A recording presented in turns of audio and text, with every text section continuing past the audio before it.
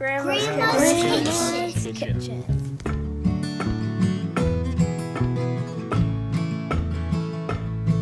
There's a fiddle tune and a wooden spoon while she's stirring and singing. There's friends leaving or family land, and then the phone's usually ringing. No matter who you are or what you've done, everything's forgiven. Thank God. Thank God. Thank God. Grandma's Kitchen. And ain't it good to be in Grandma's Kitchen? Grandma's Kitchen.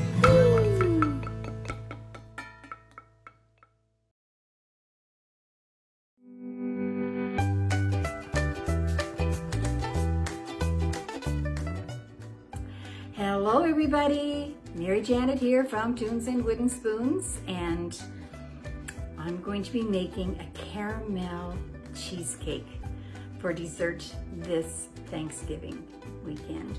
And so I want to start right away by wishing you all a very happy Thanksgiving.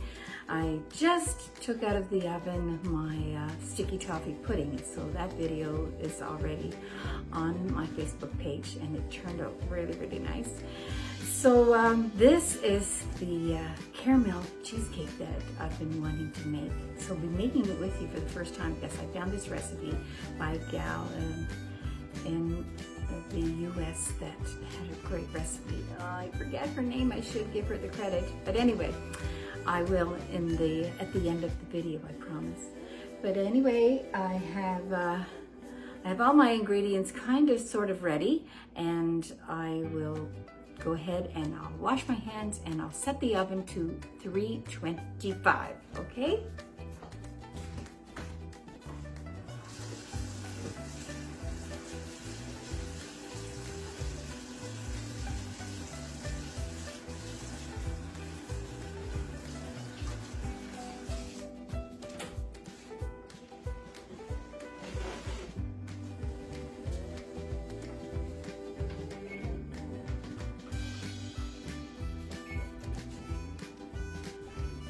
So you're going to start baking your cheesecake at 325, but then you're going to turn it down to 300.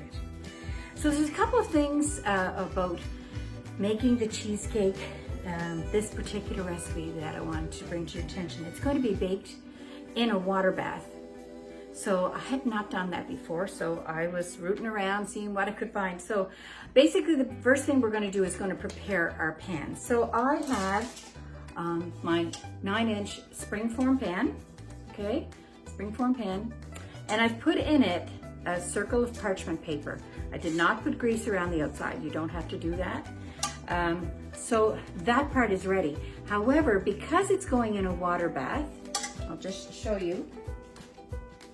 You have to put it in a larger pan.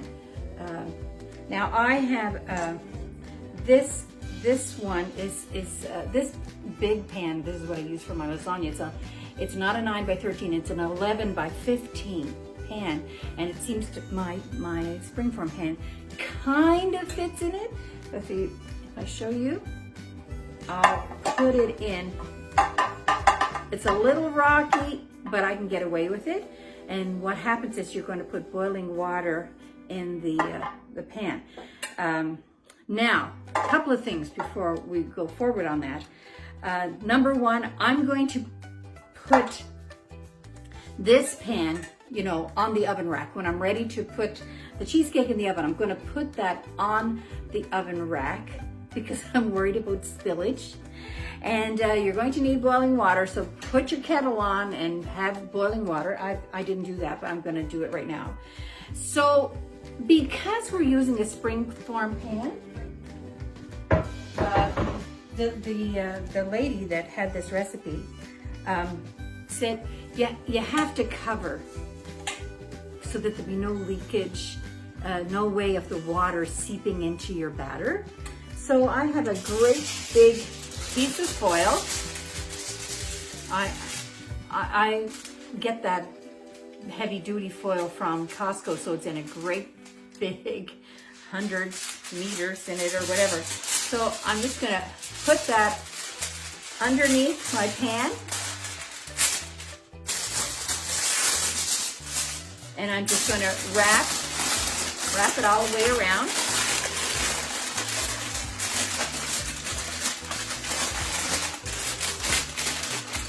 You know, you could make it nice and neat, which I know that I'll do.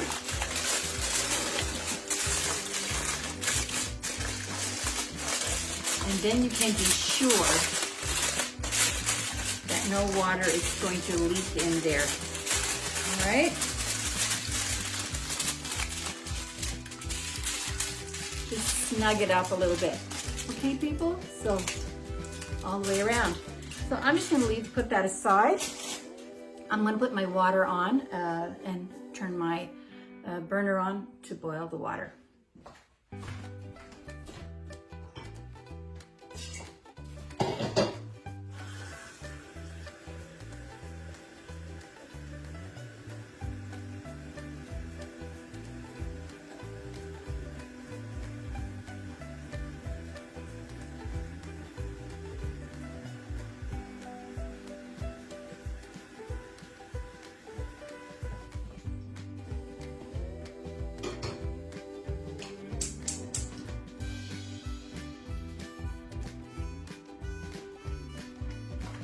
So you're probably wondering why I picked that particular pan to put my springform pan in that has sides, and why can't you use a cookie sheet? Well, you know what? You might be able to use a cookie sheet too, but the recipe specifies bring the water up to about an inch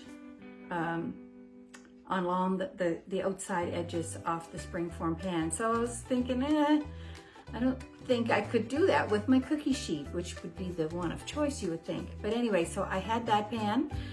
You do what you want. And the reason that was explained by this gal is that this will assure that your cheesecake won't crack and split. So the proof is in the pudding. I'll see what will happen. As soon as you get it out of the oven, you have to run it around the edge with a knife so that it doesn't, you know, stick to the sides. And so we'll go forward and we'll start preparation and hope for the best. But how can you ruin cheesecake? The other thing, oh yeah, I was going to tell you. Now, in order for you to be sure that your cheesecake is done, what is the right temperature? Let me just see if I wrote that down. And anyway, have you ever seen one of these gadgets? And it's also got another probe here that you, say if you wanted to stay in the oven in a roast beef or whatever you're cooking, you can leave that in the oven, and this can be outside the oven, and it will register the temperature, and it'll beep. But anyway, it's also on the back has this little probe, and probe sits at the back, and this is for an instant read. It's an instant read thermometer, and it'll register. So if you are cooking a cheesecake and you know it's kind of jiggly in the center, and sometimes when you're using sour cream in a recipe, it might be a little bit more jiggly. And usually if you have about a 2-inch circle in the middle that's still jiggling, it's okay, it'll set. But this is a great idea to have at some point in your bunch of baking stuff. If you can manage to buy something like this, you know, it doesn't have to be, this is Pampered Chef, of course, and you know, you just put this probe in the center and it instantly reads, and you want it to be, I thought I wrote it down, but like 145 or 150. That is the exact temperature when you know that your cheesecake is done. But just wanted to mention that because I will be using this today, but I'm going to follow the recipe as tightly as I can. Okay, so oven is ready. The water is not boiling yet, and I'm going to move you down to the bowl so you can see exactly what I am doing. And we're going to start with the base. The base is 1 cup of graham wafer crumbs and 1 tablespoon of melted butter. Now you can use just vanilla wafers. If you're not a grain wafer person, just use vanilla wafers and just do them up in your blender or crush them with a rolling pin in a bag, whatever. I already bought the crumbs of grain wafers, so that's what I'll be using today. So 1 cup of grain wafer crumbs and 1 tablespoon of butter. You're gonna mix that together and then press that in the bottom of the pan. Okay, I'm gonna move you down so you can see my table.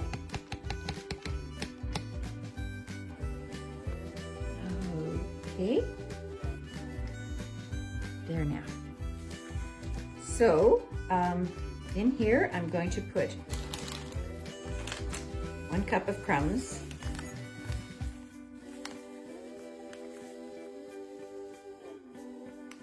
This is a 1/2 cup measure. So fill that twice. A little bit extra won't hurt. And I've already melted my butter, and it's 1 tablespoon. That should take about 10 seconds in your microwave, okay? So I'm just going to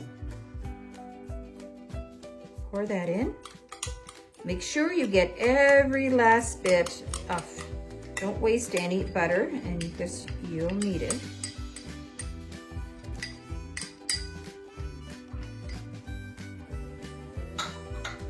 And just stir that around. And just use the back of your spoon to try to combine it. You probably figure, my gosh, that's not a lot of butter, but it isn't, but that's what the recipe called for. So I'm making this along with you. I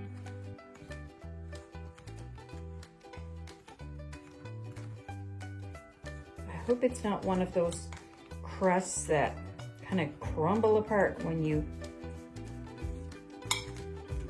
go and serve it. Okay, that's as much as I think I can mix it up. And I think once I put it into my springform pan that it'll be fine.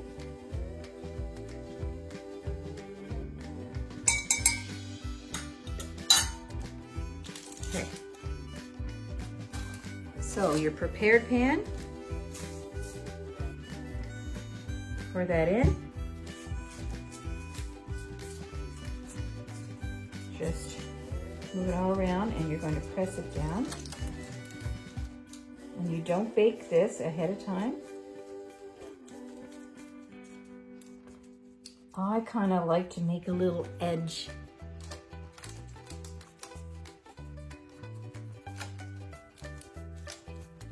If you can.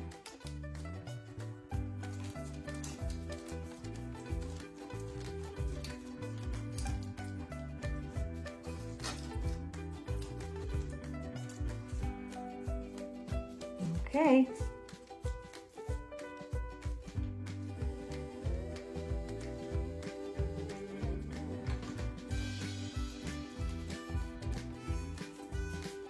That's good.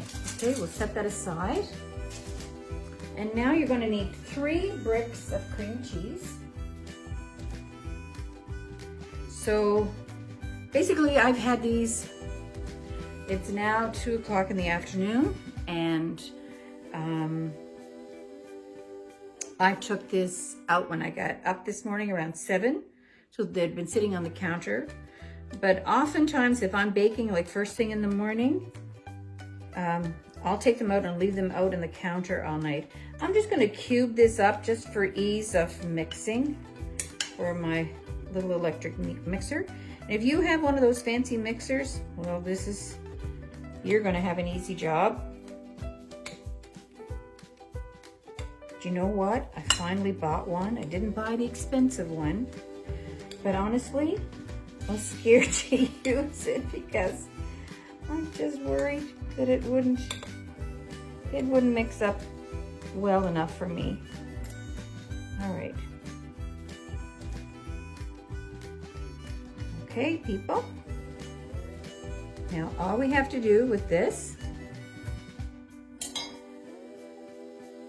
is we're going to beat it up until it's smooth, and then we're going to gradually add the sugar. So We're gonna get the sugar ready over here on the side. I'm gonna have 1 cup of white sugar. Because I'll be turning the beater off and on while I'm doing this, okay? So I'm going to use a 1/2 cup measure, and I'm going to put 1 cup of white sugar in my bowl.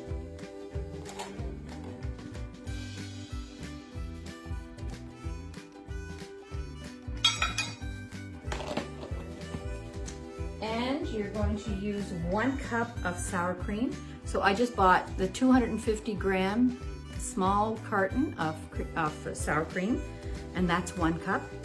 I have that at the ready. You're going to need a teaspoon of vanilla. So I'm just going to take the cover off because I'm just actually going to spill it in. And you are going to need 3 eggs. So I'm actually going to put the eggs in a bowl because I'm going to slip them in one at a time.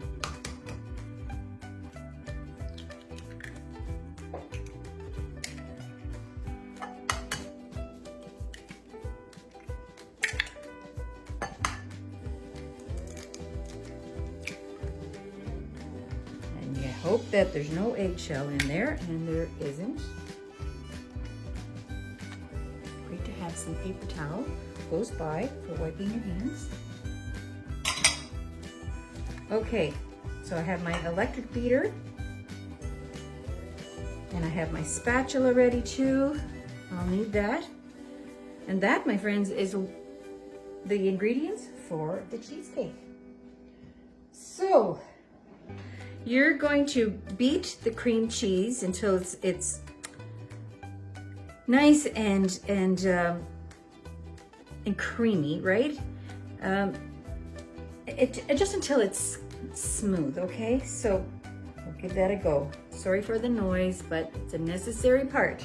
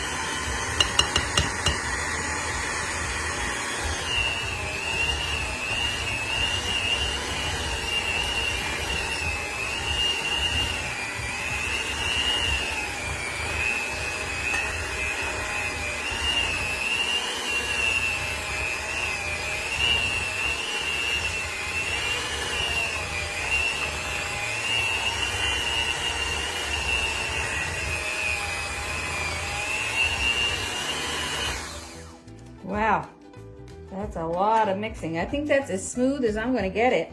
Now you're going to add your white sugar.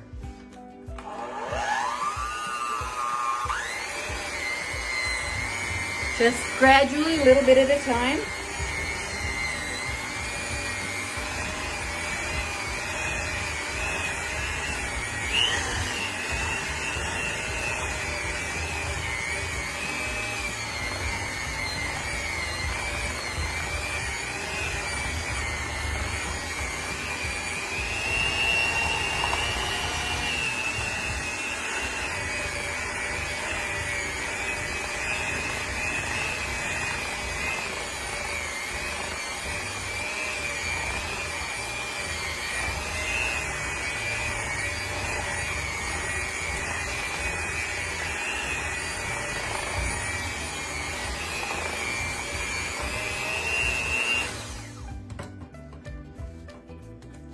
going to scrape down the sides.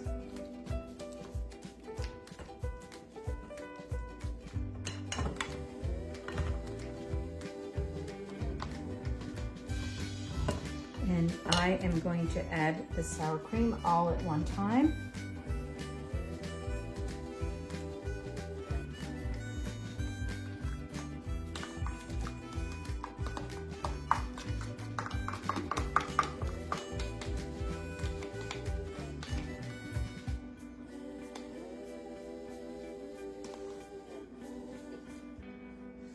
And I'm going to put my vanilla in at this moment.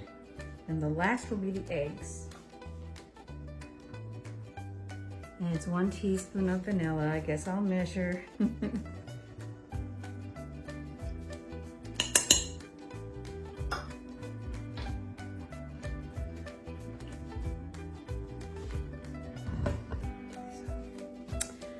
Get this off the spatula.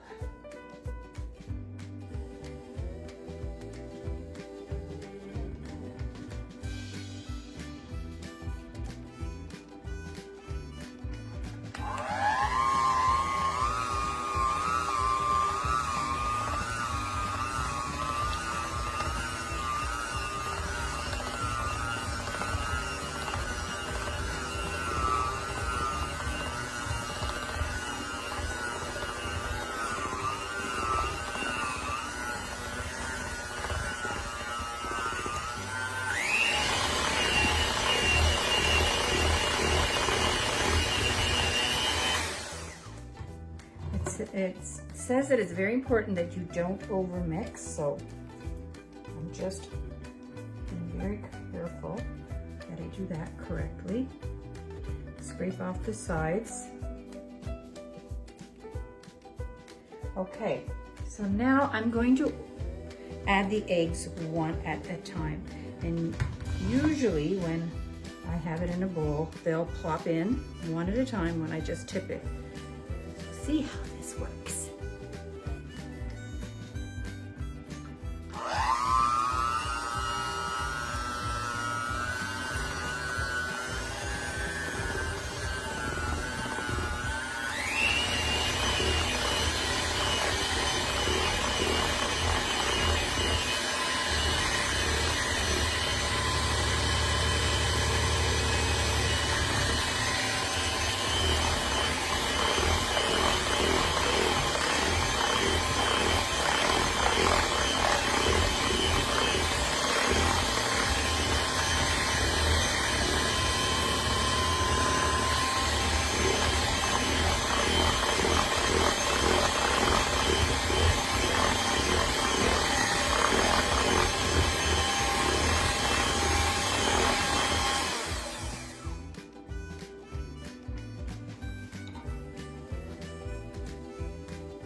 Now, that was the one thing that it said to mix until that last egg is just combined. So I'm just going to mix the sides in. And that, my friends, is your cheesecake base. Oh my God, it smells so good. Okay. So, bring your pan over and put your batter in.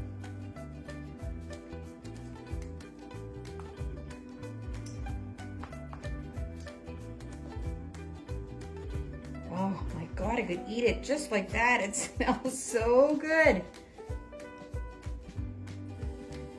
Whoever invented cheesecake must have been thinking of me. Love that stuff. Okay. Basically, that's it.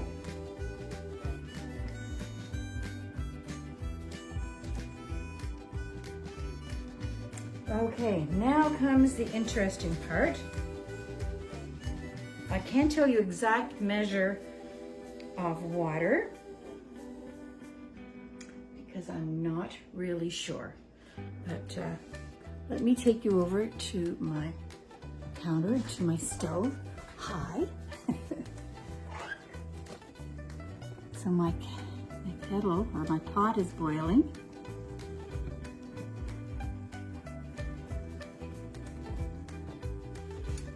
And whatever's in there, I think there's about, what is there, 6 cups of water in this. I love this. It acts like a teapot as well, or whatever, and it's got a cover on it. It's made by Epicure, and I got it many years ago. Okay, see if I can show this to you and do it right. You're probably saying, oh my God, our oven's not that clean. Oh God, are you guys spotless oven keepers? I'm gonna pull it out. Can you see that okay? Not really.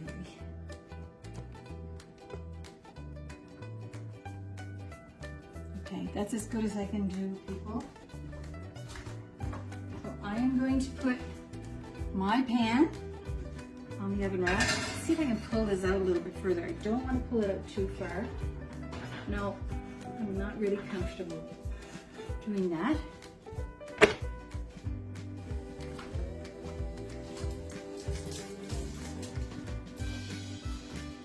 I'm going to put my cheesecake in it. And pour the water in.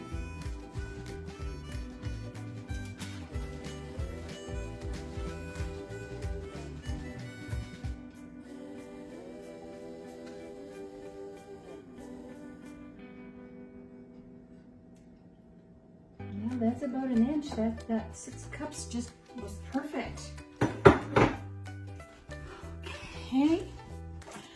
I'm going to close that.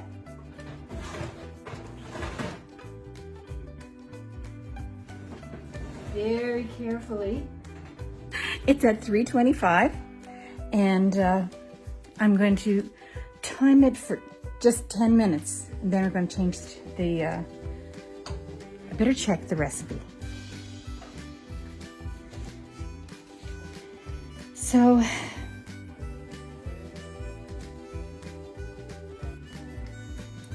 $325, yeah, for 10 minutes, and then I'm going to reduce the heat to 300. Okay, so 10 minutes.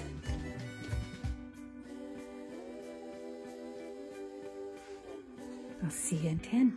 Okay, the timer just went off, so it's been in there in 325 for 10 minutes. Now you're going to reduce your oven temperature to 300, and you're going to leave it in the oven for 1 hour and 15 minutes, okay? So I'm going to reduce to 300. I'm going to put it, I'm going to set the timer for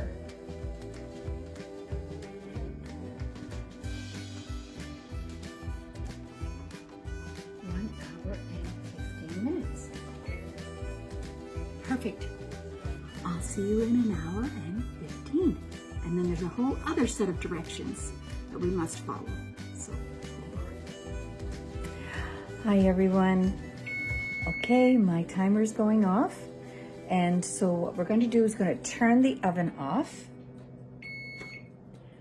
And you're just going to leave the cheesecake in the oven. Don't take it out, and you're going to leave it for 30 minutes. Turn your timer on for 30 minutes.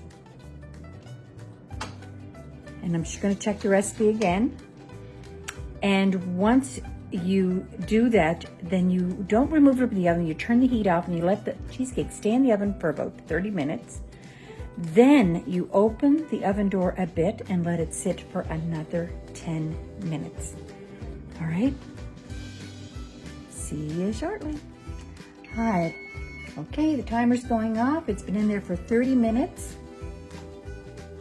I'm going to turn the timer off, and I'm going to leave the oven door ajar. Can you see my cheesecake? Looks good. And I'm just going to leave the door ajar for another 10 minutes, okay? We're done. See you in a minute.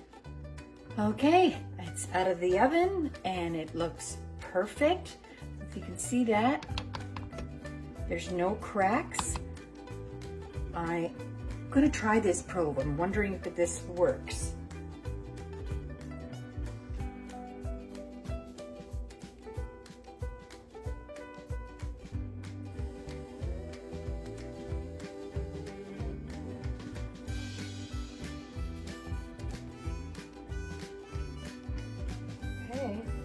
getting there.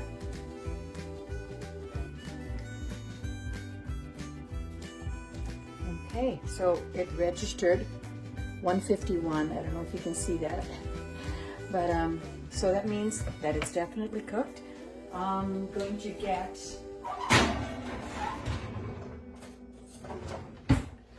a knife, and I'm just going to slide around the edge of the pan.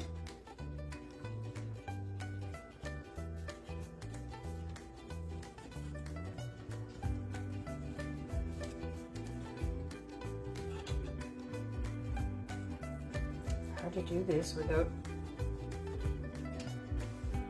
it sticking to the knife.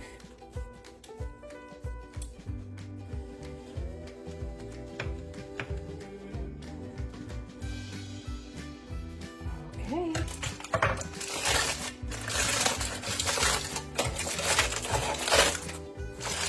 Take it out of its foil wrapping.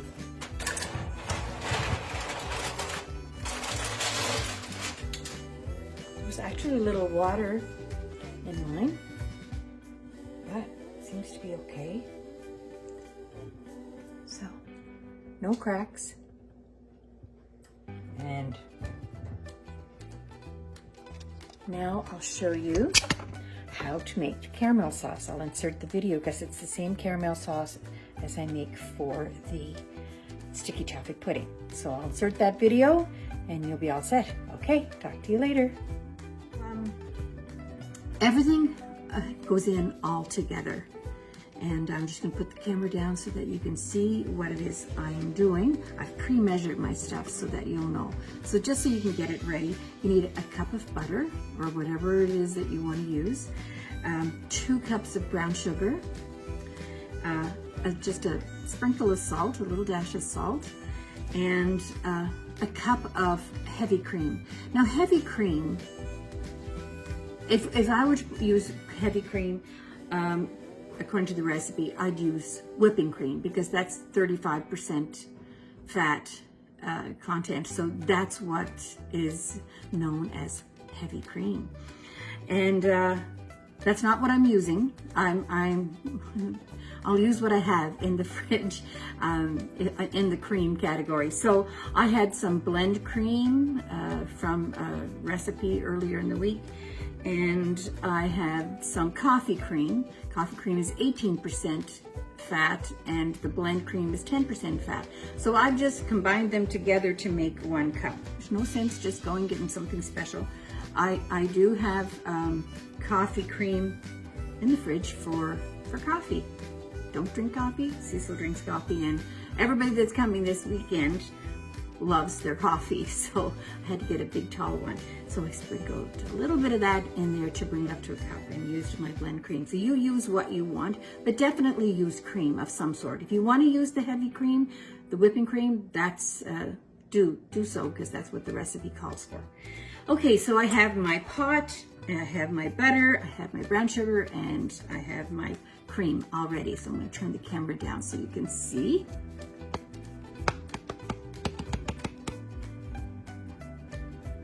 Right. So first I'm going to put the butter in. I better get a spoon here.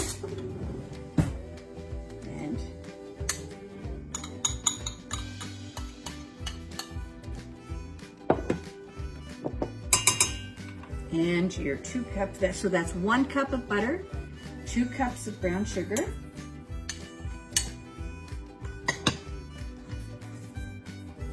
and 1 cup of cream.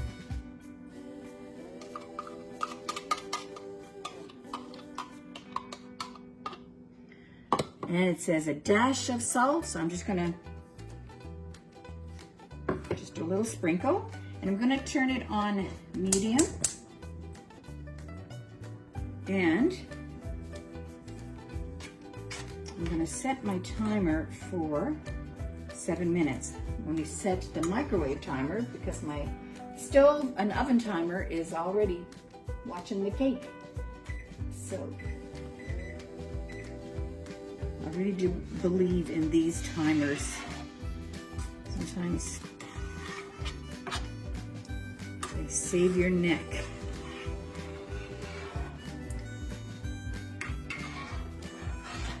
So I'm setting it for 7 minutes, but I might have made a mistake there. So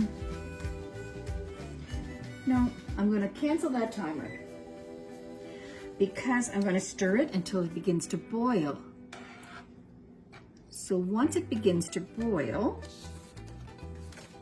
then you set your timer for 7 minutes. So you can get a better view of that.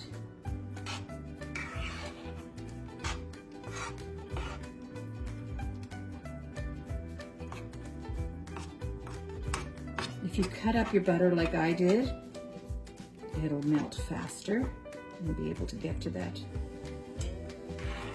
stage.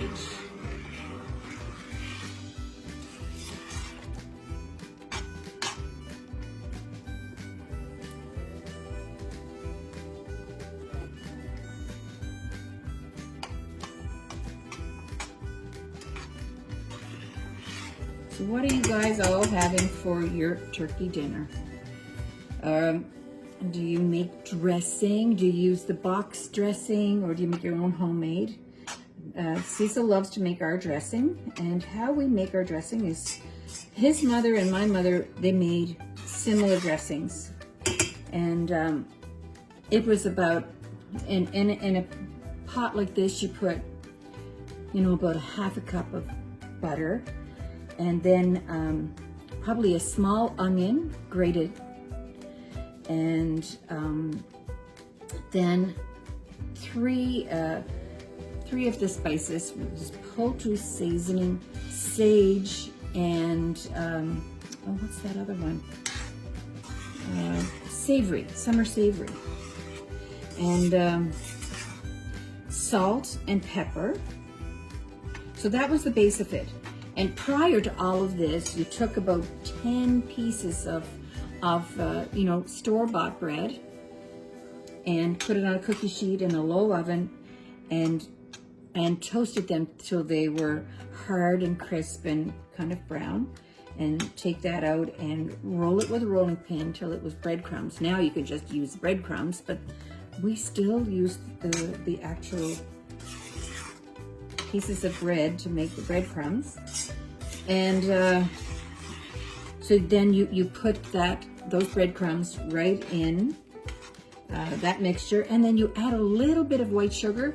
I would say maybe a teaspoon and a half. And as well, prior to all of this, you would have cooked some mashed potatoes. I would say maybe 4 good-sized potatoes. Cut them up and boil them and mash them. And then put that all in together and mash it up and taste it. And then that's when the spices went back in. It's a taste testing game. You taste it and you say, needs a little more poultry seasoning or a little more salt and pepper. You know, you just kind of play it by ear. And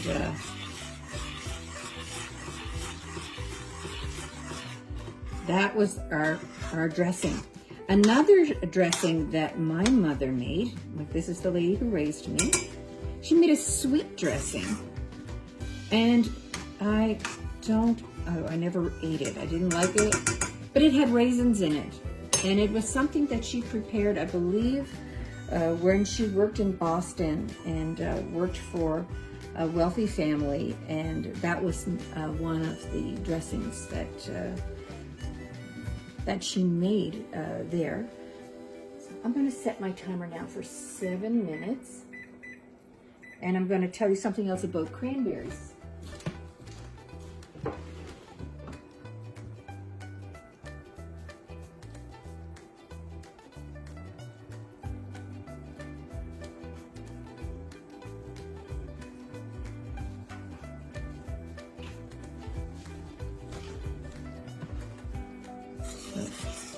It's coming along nicely.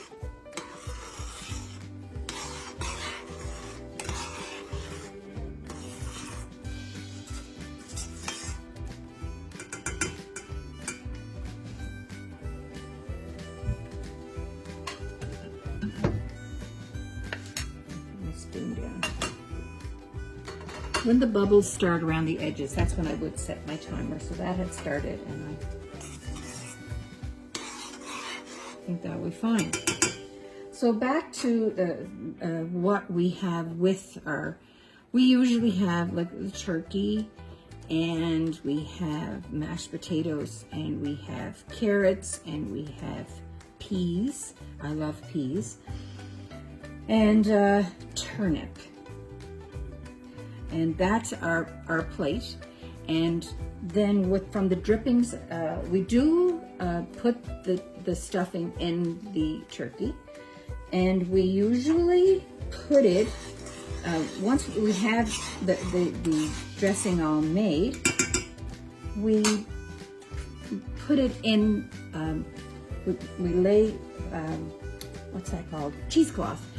Put cheesecloth out on the counter, and we put all our dressing in the cheesecloth, and then we wrap it up. We don't tie it off, and we stuff it inside the turkey.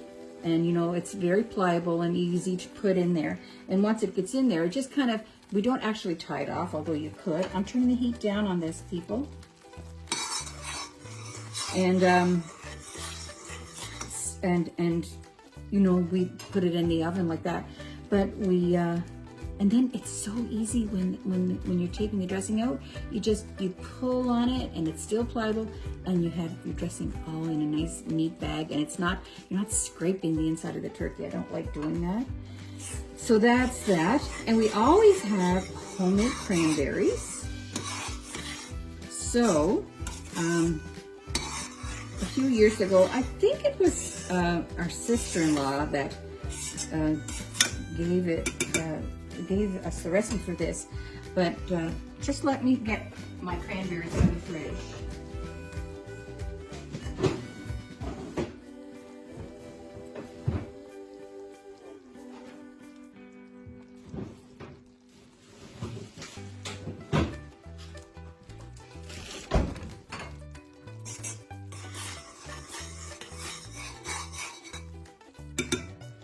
So, this is fresh cranberries, and how much is in this bag? Oh my gosh, it doesn't even say.